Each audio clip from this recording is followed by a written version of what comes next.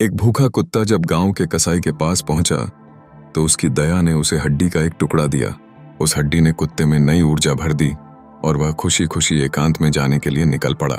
उस कुत्ते का मन था कि वह अपने अंश का स्वाद चखते हुए तृप्त होने तक उसका आनंद उठाए, लेकिन रास्ते में एक नदी आई। जैसे ही कुत्ता नदी के किनारे से गुजरा, उसने पानी में अपनी परछाई देखी। उसकी मूर्खता ने उसे ये सोचने पर मजबूर कर दिया कि वहां एक और कुत्ता है जो उसे देख रहा है।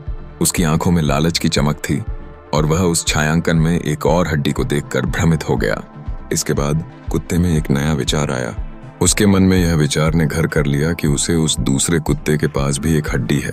लालच में उसका दिल तेजी से धड़कने लगा और वह तुरंत सोचा कि वह उस दूसरे कुत्ते को भौंककर डरा देगा ताकि हड्डी उसके पास आ जाए।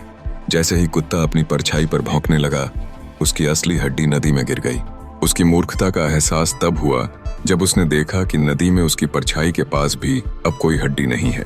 उस परेशानी के बाद उसका मन भारी हो गया और उसके चेहरे पर निराशा छा गई। उस कुत्ते को समझ में आया कि उस लालच ने उसे मात्र उसके पास की हड्डी ही नहीं बल्कि उसकी स्थायी संतोष की भावना भी छीन ली। अंततः एक भूखा कुत्ता बिना हड्डी के और निराश होकर वहां से चला गया। यह कहानी सिर्फ एक कुत्ते की नहीं बल्कि उन सभी के लिए है जो लालच में पड़ जाते हैं।